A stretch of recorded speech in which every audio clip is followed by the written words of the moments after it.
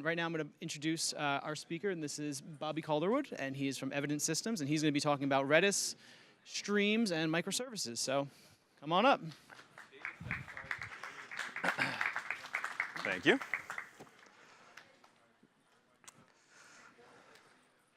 So thank you for the introduction. Yep, my name is Bobby Calderwood.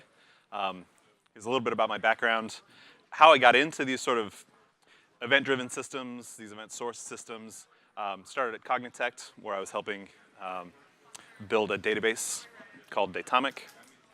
And Datomic was this really cool database that stored every state over time. So you could always like rewind and say, I want the database as of last Tuesday, and you can get a value of the database and query it and do everything else you normally would with a database in this sort of really cool temporal way.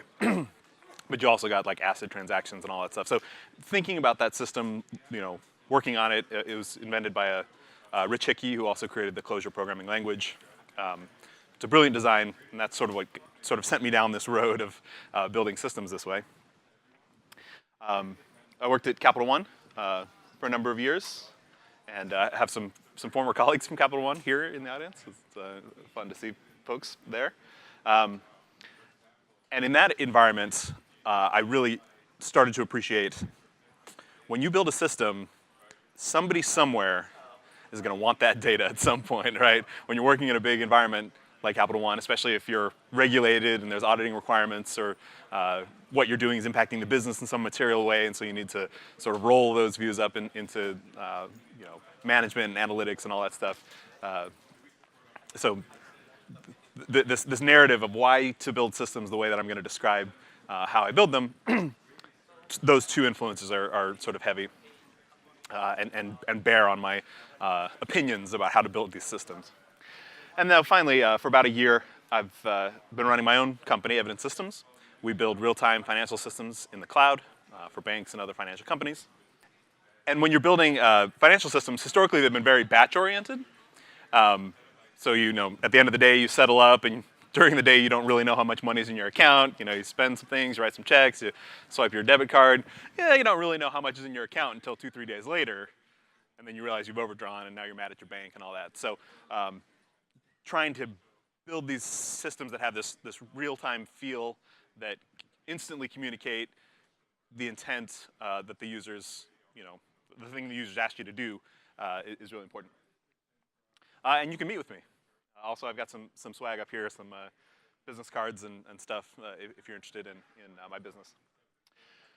So I want to talk about a real customer system that I built at Evidence Systems, and how I sort of happened upon Redis Streams and ended up using it to good success.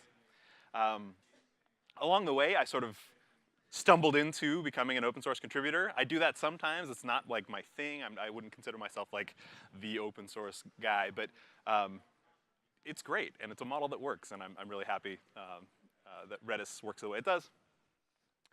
And then eventually we're going to get to sort of how we had to change that system, and then if we have time, we'll talk about kind of a demo system. I can't show the real system that I built for obvious reasons, for client confidentiality reasons, but we'll talk about a system that shares some characteristics, a little demo that I put together for this talk. So this customer problem I was solving, it was a major automobile manufacturer in Europe, and they had this new capability. There was a lot of kind of like political light and heat on this project. It was their like first agile thing. They were trying to build this new software capability, which they hadn't done very much. So they brought us in, and we worked with them to build the system that had a really heavy UI component. So there was a ton of Clojure script and graphics work in the browser, which was interesting in its own right, subject of a different talk. But then there was also this highly asynchronous backend component. We're manipulating images, and there's this big kind of asynchronous processing pipeline where we were doing all kinds of really cool machine learning, computer vision stuff on these images. And so we knew that the sort of typical kind of CRUD-ish HTTP API was just not going to work for us. We needed something that was sort of default asynchronous right out of the box. And then we suspected strongly that because this was a new capability, because various stakeholders were interested in this project and its outcome, eventually someone was going to ask us for this data. Someone was going to ask us to share the data artifacts that we were creating. And the last thing we wanted to do was to get into this kind of ETL hell where we had to export out of our database and put it in their database. And that just ties up your product's roadmap for a really long time. We didn't want to get there. So we decided to architect the system using event sourcing over streaming data, and to use Redis for the data store, and then to implement it in Clojure and Clojure script. So why? Why did we decide to go with this architecture? So first of all, again, kind of our leading indicator that we wanted to use an asynchronous back-end sort of processing pipeline is we had these images, and we had to process them. They get uploaded, we do a whole bunch of stuff to them, and then we display them eventually in the UI. And we knew that at some point, again, someone was going to want to hook into this pipeline and maybe change an algorithm, use this computer vision algorithm instead of this other one, or you know what, hey, this isn't working, let's go back and reprocess all these images again. So we wanted to get an architecture in place early on that would allow us to evolve over time, allow us to make mistakes and potentially replay some of this data through different algorithms or whatever to achieve different outcomes along the way. And the other sort of part of this is that it was very UI heavy. And a lot of times we build these really cool distributed systems in the back end with Redis and microservices and everything's like chatting HTTP to each other, and it's got asynchronous message queues and stuff. And the poor UI is just sitting out here all by itself, totally dumb, doesn't know what's going on. No one bothers to tell it when new data is available, right? It's just kind of hanging out there. We wanted to make sure that the UI was a sort of first-class citizen in this distributed system. And we needed to push all these updates, the outcome of these image processing pipelines back out to the UI so that the customer didn't have to, or the end user didn't have to sit and refresh to get the latest data onto their system. We knew we would have to be pushing this data out. More philosophically, HTTP APIs are generally not enough. And more generally, request response APIs are generally not enough when you're building this type of a system. I've seen a lot of talks recently about microservices and let's have a bajillion things in the back end chatting HTTP synchronously to each other, and that's how we're going to do our architecture. I think that's a terrible idea. I know people do it successfully. Some of the big internet companies have come out with, like this is Amazon's Death Star diagram from 2012 or something. So I know people do this. I am not smart enough. My tiny brain cannot reason about that. Amazon and all of its engineers can probably figure that out and make it workable, but I sure can't. So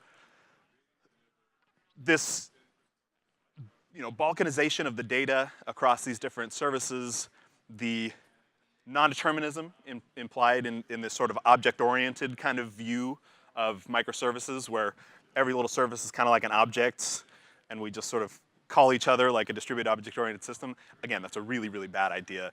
You can't reason about the system over time. You can never say, okay, as of this moment, what's the state of the system? And not just that it's like, oh, it would be really hard to do that. It's like literally impossible, computationally impossible. It's non-deterministic. You can't reason about state as of a point in time. And the other fundamental sort of limitation of request response APIs is this epistemological problem, right? I'm sitting here, my customer asks me a question, or my caller asks me a question, and I'm like, oh, I don't know. I've got to go ask Sally and Bill. I ask Sally and Bill, and Sally has to ask Fred and George, and Bill has to ask Mary and Angela these questions in order to put together a response. We can't know if something's changed in the course of that request to get a consistent read. The other thing is, if I'm really interested in what Bill and Angela know, I can't know what they know until I ask them. They have no way of reaching out and telling me, hey, I've got new stuff. You might want to check it out. So I have no way of knowing what Bill and Angela know until I ask them. So inevitably, I get into this pattern where I'm like, hey, Bill, anything new? Hey, Bill, anything new? Angela, you know anything new? Hey, Angela, anything? And you have these really sort of inefficient, chatty, kind of polling things where I'm asking a bajillion questions and most of the time not getting a response back, rather than just, hey, Bill, let me know when you know something new. That way I can incorporate what you know into my view of reality so that I can share that with my customers. So this fundamental epistemological problem of not being able to detect the presence of novelty in my dependencies makes it really hard and requires a ton of read time orchestration in order to service my customer requests. So a better way of doing this, I believe, is through streaming data and event sourcing. Event sourcing is simply the strategy for maintaining state, where rather than maintaining a present time current snapshot of state, I'm going to maintain all of the changes of state in a log and then be able to replay that. So using kind of a chess analogy, I can either model my chess game by storing the current board state, and when someone moves a piece, I destructively mutate that board state to get my next board state. That's fine, and that's worked, and that's how we mostly model systems, especially object-oriented systems. But a better way is to just store all the moves in chess notation. Because knowing the initial board state, knowing all the moves, I can always build a current view of state. In fact, I can build a current view of state as of any move. But additionally, I can do analytics on what types of moves are done in which types of circumstances. I can aggregate them into some other system. I can do really interesting kind of learning algorithms on how people play chess. I can't do that if all I'm storing is current board state. So if I store current board state, that's all I get. If I store all the moves, I get current board state and I get the whole narrative of the game. And I preserve that narrative through time. And most of the time, it's the narrative we care about. We software engineers get a little bit sort of myopic, and we think, okay, let's maintain this perfectly synchronous transactional view of this data model. And the data model is the center of the world. But really, it's not, right? It is for us, because we're nerds and we care about this transactional view of the OLTP system. But all of the ancillary concerns care about the narrative. They care about the sequence of business events that led to a particular outcome, as well as what that outcome happens to be at the current moment. So streaming data protocols both store log-shaped data, the narrative of the system, but they also convey that narrative to interested participants. So via a pub-sub mechanism, I can ask, hey, I'm really interested in this particular type of event or this story. I'm going to listen, and as new events hit that story, I can accommodate those events into my view of the world. This is a fundamentally sort of asynchronous view of the world. But again, just like with event sourcing, if I start mutable, I can't ever reconstruct the immutable story. But if I start immutable and store the story, I can always compute the current state. Same thing with synchrony and asynchrony. If you start synchronous, you can't get back to asynchrony. But if you start asynchronous, you can always create the illusion of synchrony at any system boundary for a caller by just blocking and waiting for some event to happen. And it looks like synchrony to an outside observer. But again, it's sort of an irreversible decision. Once you've chosen to go synchronous, you can't go back. But if you choose asynchrony, you can always get back to synchrony. So, and then more generally, I like to write systems that solve sort of this specific problem type. I'm generally not writing compilers or CLIs or batch processes where they just kind of fire up and run once a day. I'm usually writing what Rich Hickey describes as a situated program. Something that's long-lived, it runs for a long time, it interacts with other systems and with humans.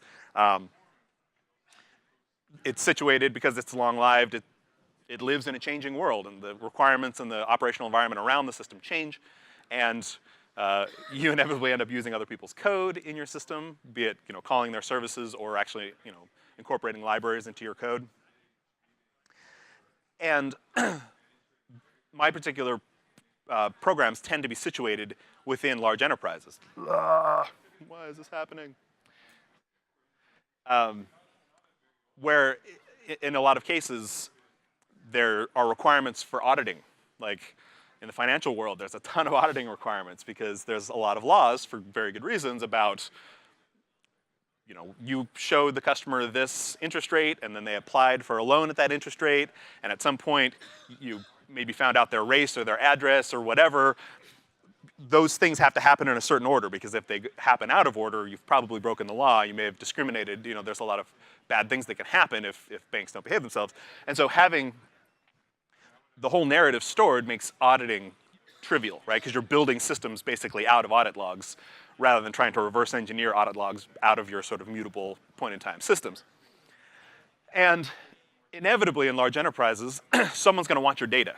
And they're probably not going to want your data in the same shape and data access pattern that you want it, right? So again, in OLTP systems, we tend to build like row-shaped systems where I'm interested in like one account at a time. Hey, what's the balance of this account? What are the transactions on this account? But other people in the enterprise might be interested in, across all accounts, how often are people changing their address, right? My HTTP API does not serve that particular use case. So then we end up in this crazy world where OLTP is over here and offline analytics processing or OLAPs over here, and we have to like ETL out of databases to support the analysis. And I mean, that's nonsense. It's craziness. We shouldn't do that. We should just build our systems to where the transaction processing concerns and the analytic concerns and the operations and security concerns and the audit concerns are all basically just observing the business narrative of events as they flow through the system and building whatever view of state makes sense for their particular data access pattern. So rather than having that crazy Death Star, I want systems that are shaped like this. It's still high cardinality. There's a lot of concerns happening. But even my tiny monkey brain can like reason about this. This is a river delta in northern Russia. And I know that the water starts at the bottom and flows out to the ocean. And so at any point in time, like at any place, I can drop myself down into the stream and basically say, no, yeah, I know which way the water's going to flow. I understand the overall causality of the system, which allows me to reason about the system, even though it's still a high cardinality thing. There's a lot of concerns, but I can still reason about it. So I think rather than building things that are sort of destructively in place mutable, building systems that look more or less like this is a good way to do it. Changes, commands, things that change state, flow in one path. They get written down to a log. They get processed into events. These events represent basically truth that everyone has to sort of accommodate. Everyone downstream has to factor into their view of the world. And then you can build any numbers of views of states, of present state based on those events. You can even make special purpose streams that don't represent a stream of events, but represent changes in some particular entity over time or whatever. You can build any number of streams for whatever purpose based on these sort of canonical event streams. And then, of course, people are going to want to see your data, so you query the data via a different path. So this is an event source system with command query responsibility segregation, meaning, or CQRS you'll probably hear. Commands flow in one way. They're incorporated into a view of state, and then that state is queryable via another system path.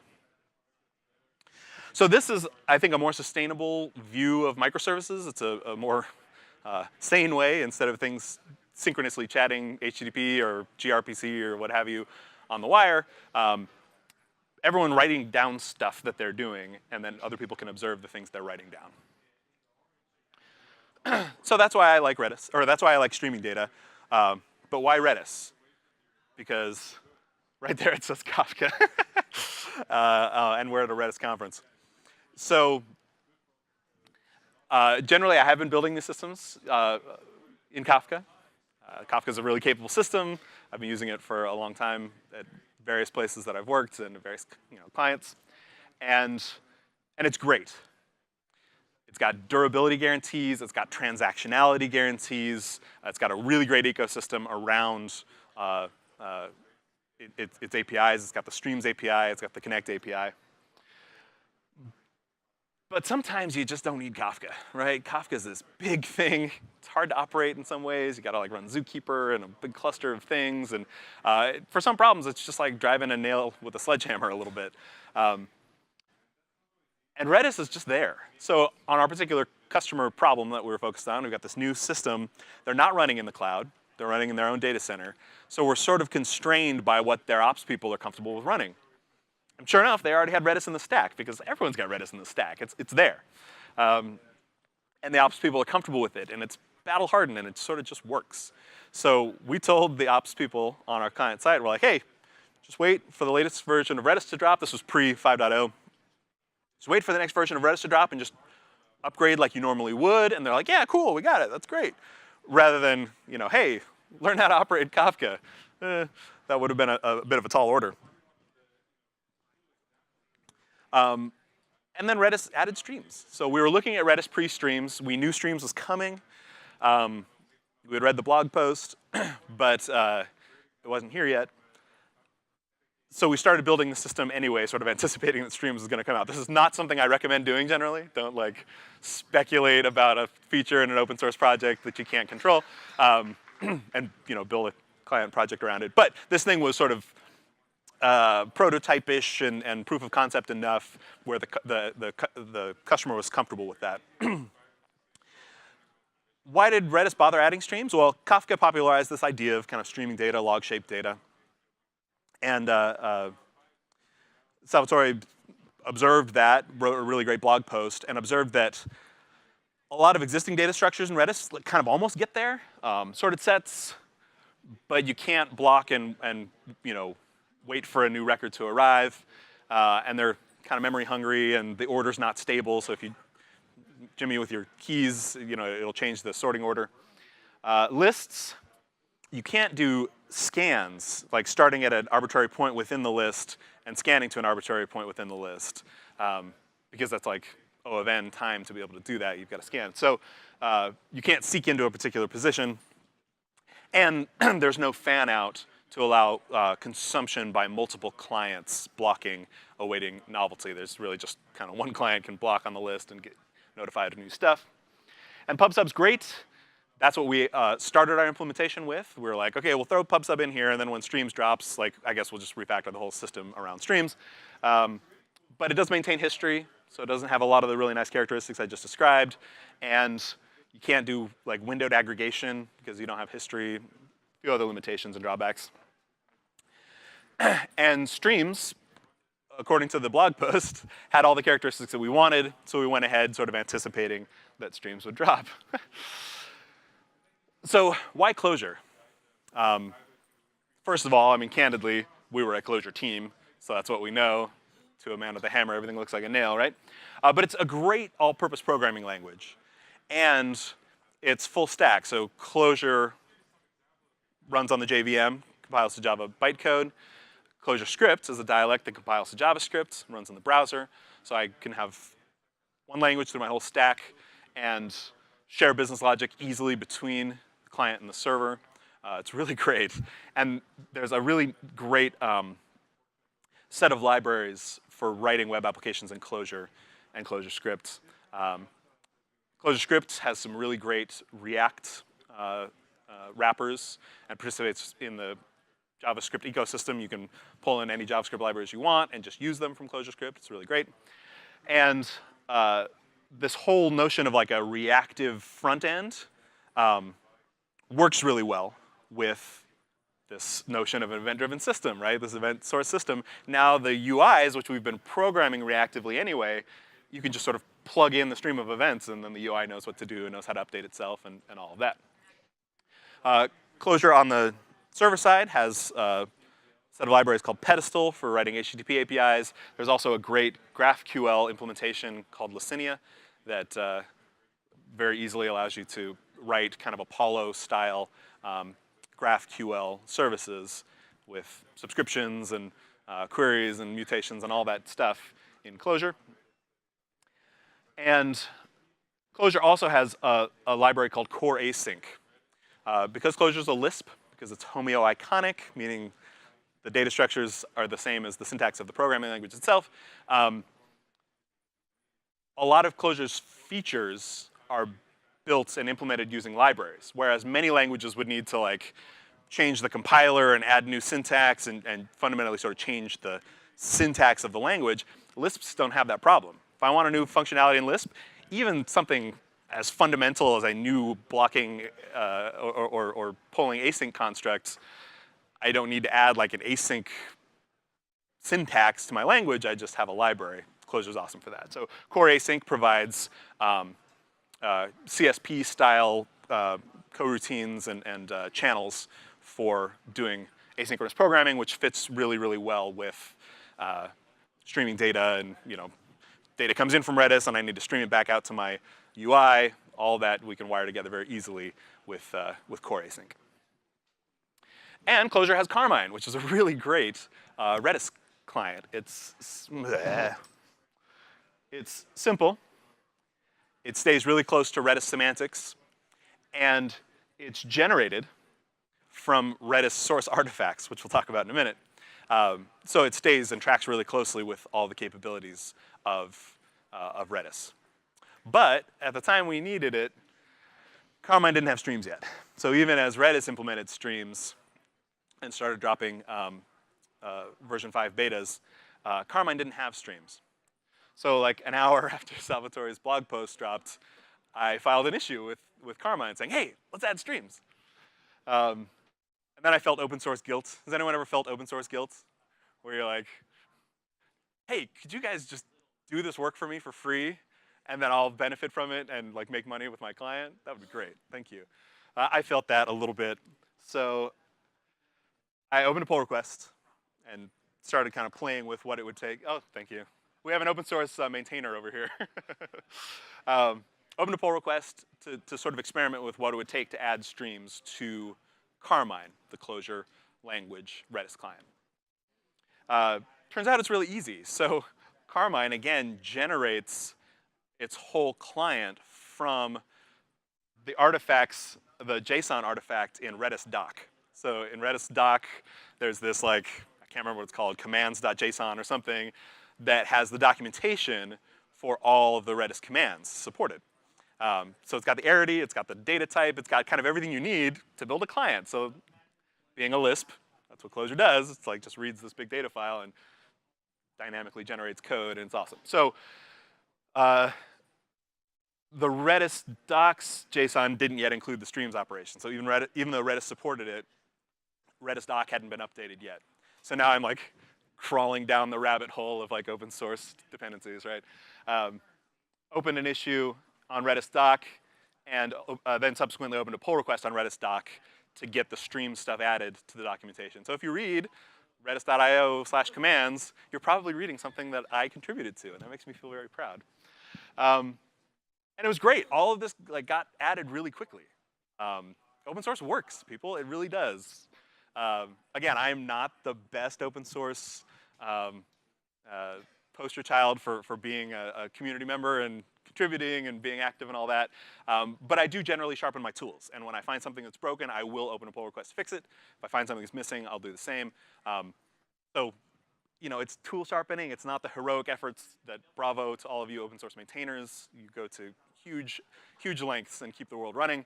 But the open source process works. And Salvatore himself merged my pull request, and I got like kind of starstruck a little bit. And then very quickly we merged the Carmine pull request, and all of a sudden Clojure has a working Redis Streams implementation. It was great, super great.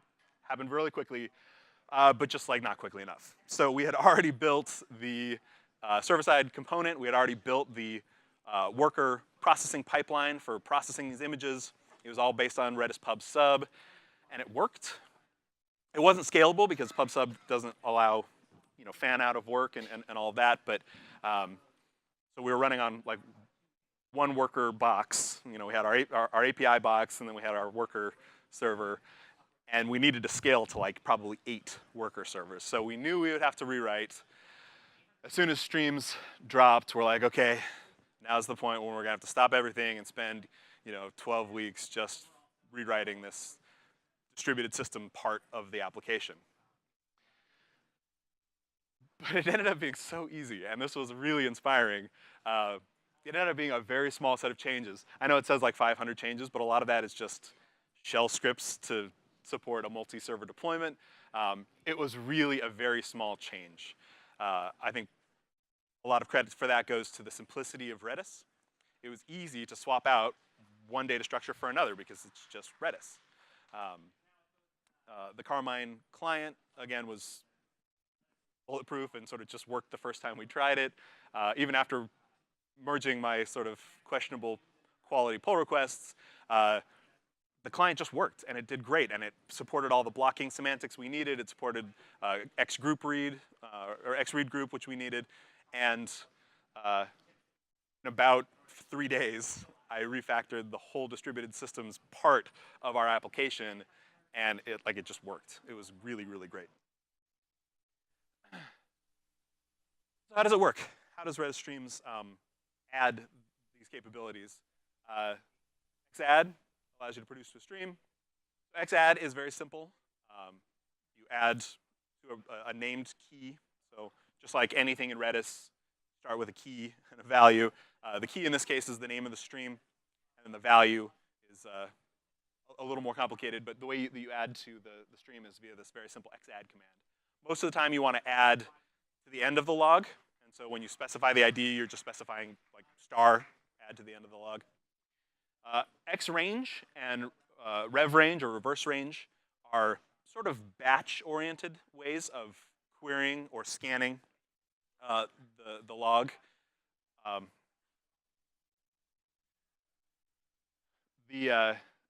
By supplying a start and an end event ID or a message ID, you can seek into a place, read forward to a place, and then you're done, which you can't do, again, with lists and other data types. And so that provides a really great way for doing kind of batch things, or at the beginning of your program, recovering from failure, looking up, from external systems, maybe the last read message ID or the last processed message ID, seeking to that point in the log, and then you can start with your blocking read. So Xrange and Xrevrange even work if you're doing a primarily real-time system. You still need some kind of bootstrapping help a little bit. Xread is a blocking read. This is how you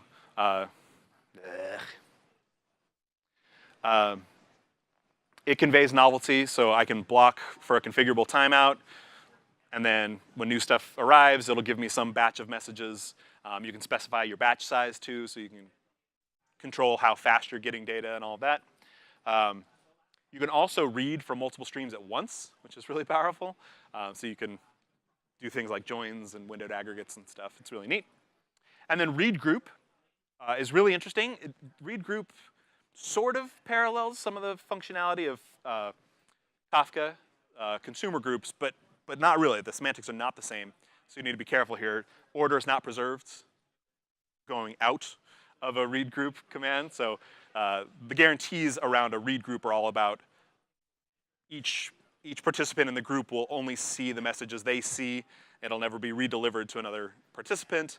That allows you to do some fan out. But if you plan to write back down to a destination topic or something, those messages are going to be out of order. So just be careful with that. It's very useful for things like image processing, where you need to fan out the work, and the order in which that work is done doesn't really matter. So it was great. In our case, we used Xread group for doing a lot of these image processing tasks. So a lot of side effect processing you can handle with this Xread group. Oh, the other thing to say about Xread group is there is a notion of acking. So once I've processed a message and I'm a participant in this group, I need to ack and say, yep, I've done this one. Xread group on the server side, on the Redis side, maintains a little bit of state about its consumers, the participants in this group, and who's seen what and all of that. So there is a message acking semantic in Xread group. So I told you that I can't show you the actual app we built. But here's an app. This demo will be available. I'm still enhancing it. There's a couple things that I want to add. But I do have a little bit of a demo to show.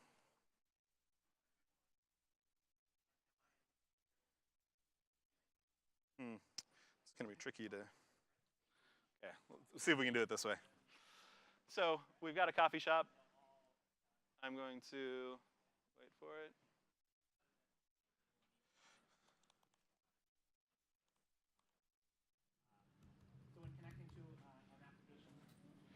I'm going to identify myself. So all of these things are being done when I send my GraphQL mutations. I'm not actually mutating anything in place. I'm just writing something down to a stream, a Redis stream. Workers are asynchronously processing that stream to actually do the state aggregation and all of that I need to do. We're storing aggregate state in Redis too because, hey, it's a database and we've got it. So we're storing aggregate state about, what items are in my basket, all in Redis. And then here on the client side, we have a GraphQL subscription that's subscribed and getting all topics, or all changes for this particular customer. Again, all of that is handled on the server side with Redis Streams and Clojure core async channels. And I can remove stuff from my order and then maybe place an order. So now I've got something, now my basket's empty, my orders have been full. Right, up to this point, it feels sort of CRUD, web app-ish. But this is just one bounded context, right? This is just the storefront bounded context. What about the barista's work queue? I order coffee on my mobile phone, and then I want to go pick it up in the store and pay for it when I get there.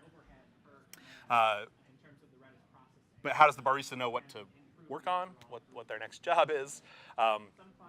Using this architecture makes it trivially easy almost to build another bounded context. So I've got my storefront bounded context, which I've just shown, but then I also have my barista bounded context, which listens on some of the event topics from the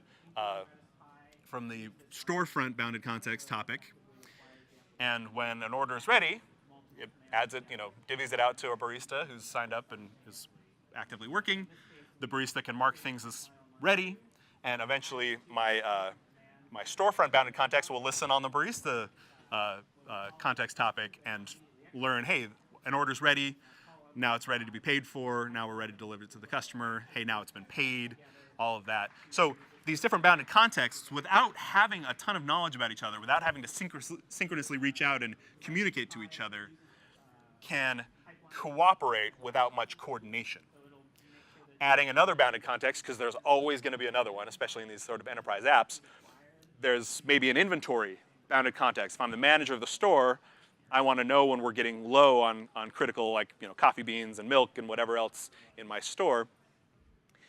Without any knowledge by the development team that's building out the storefront, I can subscribe to their topic of, here's the orders that are being placed. I can see how the baristas are marking them as drinks that have been prepared.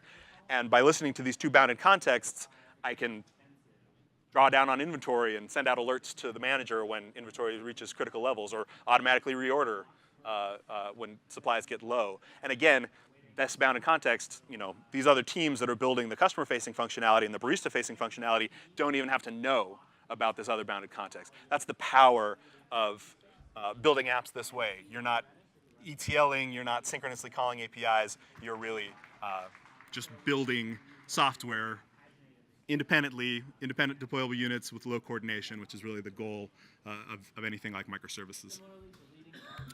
So,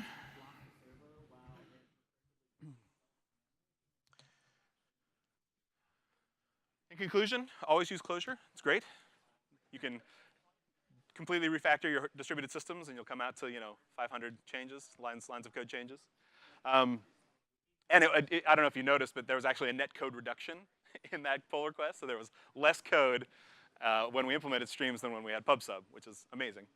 Sharpen your tools. Contribute to open source. It really works. Again, I'm not the best example of this, but the process really does work, and I'm super grateful to all the open source maintainers, the Redis folks, the maintainers of Carmine. They were really great to work with during this process. And use event sourcing, right? When you've got a big problem that's transactional and you need to keep the records around forever and all that, maybe use Kafka. But otherwise, if you're building a coffee shop app, just use Redis. It's there. It works. It's easy to operate. And check out the demo app. You can go to this repo. I'm going to be adding the other bounded context that I described, the barista and the inventory management. So I'll be there. Thanks. Questions?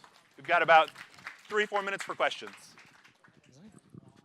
All right, if anybody has any questions, here we go, right over here. Hi, what's the biggest trade-off you're making by using Redis Streams instead of Kafka? Okay. So the biggest trade-off when you're using Redis Streams, I'm putting these on so I can hear the questions.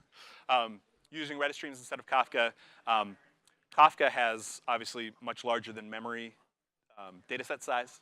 So you don't have to think about, okay, we only need to keep this much in memory. The New York Times keeps every piece of content it's ever created since 1897 on one Kafka topic, right? So you've got a lot of durability, huge data sizes, obviously. And then both systems are very fast from like a latency and throughput perspective. But latency, I think maybe in some cases you do better with Redis. Redis is super fast, obviously, writing to memory. You can get durability with Redis. Obviously, you can write these streams down to disk, but you're always going to be constrained by the memory size of your box. And then you lose transactionality. So Kafka, and specifically the Kafka producer and the Streams API, have implemented transactional rights across multiple topics, so that you can get exactly once throughput on a stream on a streaming topology. You can get exactly once semantics, given this transactionality. So there's a few of these really nice features that Kafka has that Redis Streams doesn't. But hey, you know what? Most of us don't need those things. So in a lot of cases, Redis just works. Other questions? Which use case you will be preferring, microservices over event sourcing architecture? Do you have any use case in your mind? So I don't see those things as alternatives. I think event sourcing is a much more sustainable, sane path for implementing microservices than synchronous HTTP things chatting to each other synchronously.